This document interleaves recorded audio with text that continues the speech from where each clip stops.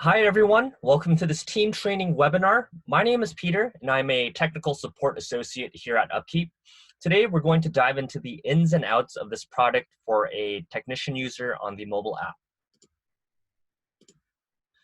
So on our agenda today, I'll go over the role of a technician user, and then I'll guide you along navigating the app, and I'll also cover how to create and process work orders and provide some support resources at the very end. For this webinar, we'll mainly focus on the iOS mobile app. So let's get started. So first, before you start using the app, it's important to know what the role of a technical user is. So technical users are those accounts who are frequently closing out work orders, completing jobs. They're the field technicians. So these types of users can edit work orders they create, but not ones created by others. So for instance, if an admin created a work order, a technician user cannot delete that. Technicians can also take pictures, add those pictures to work orders, or even add status updates. Now, technicians can create their own work orders as well. And you can see here that they're grouped to two kind of users. You have your technical users. They can see everyone's work orders, whether it's another technician or an admin. And you also have your limited technical users. They have the same functions as a regular technician, but they can only see work orders assigned to them. This helps control the scope so they're not overwhelmed with seeing a bunch of other work orders from other technical users. All right, so moving along, let's now dive into what it looks like to navigate the mobile app as a technical user. So in this slide, the bullet points on the left show the things technicians can create. And on the right, this is how the interface looks like within the mobile app. A technician's role is primarily to process out work orders assigned by their admins. And although admins are primarily responsible for the setting up the data within their team's account, there may be cases where technicians need to create their own things as well. So let me show you. Now, I won't go into every specific detail of each feature. This is more just to give you a general overview. So when you log in, the first thing, the default page is always going to be your work orders page. Again, this is where you manage your daily activities that are assigned by your admins or even the work orders you create. And I'll talk about this more in our next section about creating and processing work orders. Let's go to calendar. Calendar view is good to see which work orders are due on a certain date. So if I check the 28th, you can see I have one that I have to go and complete. Let's move on to locations. This is where you can manage and add your primary or sub locations. So for instance, building 5 is a primary or like a main location. A sub location, a component of that is building 5 zone A. I just have to click on the red triangles to view the sub locations. And this is also where you can view your assets and parts that are assigned to these locations. So I can see my assets and parts right there. Next, your parts and inventory. This is where you can view any part information, such as stock levels, your cost, or your work order history. So this would be a good place to just view what's in stock. After that, we have our meters. This is where you can track specific measures, for instance, truck mileage or number of hours and equipment that has been in use. This is where you can track that historical data as well. So for instance, right here, the first one, car oil change. Let's say, I'm part of a fleet management. I have to track all the miles that were used. I can do that and even just track down how much miles were inputted for a given day. Moving on from that, we have our people and team section. This is where you can find information about other users and team members. So for instance, if I need to call one of my limited technicians, we're both assigned to the same job, I can just get their phone number or call them if I need help. Vendors and customers. This is where you can manage and store contact information. Say you're, completing a work order for a customer and you got to send them an invoice and you need their email address to send that invoice to. I can just go here and just get that phone number, website, or email information if needed. Finally, we have our requests section. This is mainly for requesters or any external users that have to submit work order requests.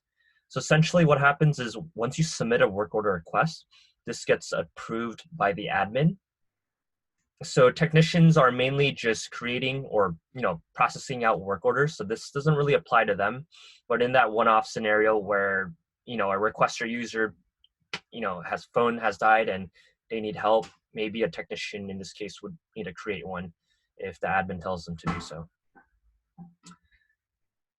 And then this is also the settings section. If you ever need to just edit your profile, you can enable push notifications, change your password, or even disable them as well. You can do that all right here. All right, so let's move on. Let's now talk about creating and processing work orders. Okay, so the main functions for a technician user is mainly these two components right here. Creating them and just processing these work orders day in and day out. So let's show each process through the mobile app. So I'm going to start first. I'm just going to create a work order. So an example of why you should create a work order as a technician, say you work at a manufacturing factory and then you're walking down the floor and something's wrong with the machine, you would go ahead and create either reactive or preventative maintenance work orders. So let's go ahead and create one. Let's just title this equipment repair. I can put down additional descriptions if I wanted to. If it's urgent, I could put it as high priority. If it's not that urgent, I can do either low or medium. I can also add an image. A cool thing about using Upkeep on the mobile app is when you take a picture, I'm just going to take a picture of my keyboard, and I use that photo, I can use these different options. For instance, I can use the draw feature, and then let's say this equipment has a damage in that specific area. I can point that out. When you create your own work order, you're automatically going to be the assigned worker, so just keep that in mind. But if you wanted to add perhaps someone else, like another technician, Jenny right there, you can do that. I can add a location if I'd like. Building 4. Another cool feature is, let's look right here. So I can assign, let's get out of that. So if I wanted to assign an asset, you also have a QR code feature. So for instance, let's say instead of scrolling down like a list of 100 assets, if that asset has a specific QR code, I can just scan it and it'll be automatically assigned that asset to this work order that I'm creating. I can also assign a due date. Say I want this due on Wednesday, I can do so. And I can add other things as well, such as like tasks or checklists. So for instance, if I wanted to add a checklist, which by the way are pre-saved tasks, I can do so. And if everything looks good right there, I can just go ahead and submit that work order. And once that work order is created, I can go back into it. And then I can pretty much all the edits I've made in creating this work order, I can make any changes. I can delete that image. I can add a different asset. I can even delete this one that I've created. So that's how you would go about creating a work order. And then let's go back into it.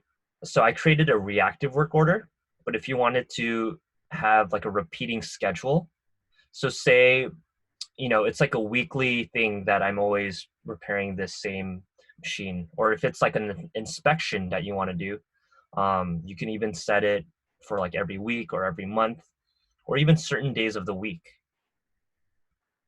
So that's just a useful tool. So that way you're not manually creating one on a recurring schedule. All right, so let's move along. So you've created all these work orders, but let's say there's a lot and you want to make sure you just filter the ones that you want to see.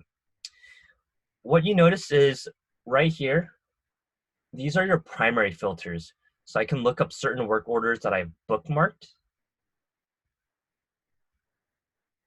I can look them up by due date or even priority level. Say I want to look at just the high priority ones because that's the main one. Let me just get out of the bookmark.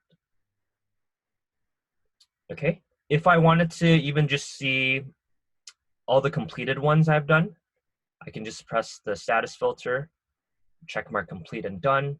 I can look at all the ones in the past right there. I can also sort these by due date, worker assigned, by the date created. I can also use that small blue box with the 3 lines. Those are the additional filters as well.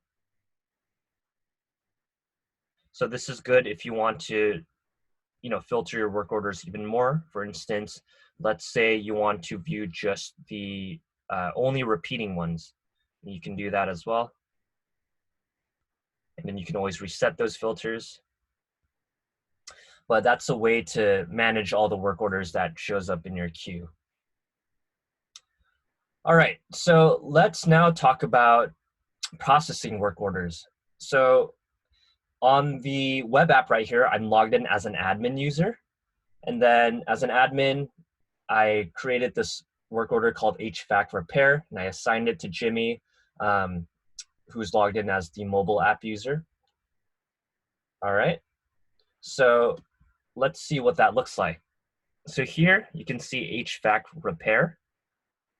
Again, as a technician user, I can't delete the work order that was assigned by my admin, but I can do a few things here. I can process out the work orders. Open means that work hasn't been done. On hold means it's paused. In progress means work is currently being done. And then complete means it's finished. I can add things like a timer.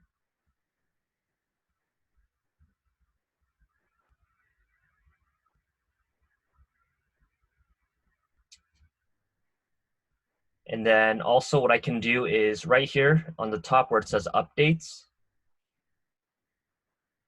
my admin, mentioned me. He commented, hey, let me know if you have questions. What I can do is I can reply back to him. Let's say I tell him I can finish this by no later than next Wednesday. Once I do that, he'll get that notification. So you can use this as a good communication tool within the work order. And then another neat thing you can do is if you scroll down all the way to the bottom, you can even add a personal reminder. So say that's due on Wednesday. Maybe for Tuesday at like 5 p.m., I can set myself a reminder to make sure I can, get that done in a timely manner. So that are some of the features to processing out work orders.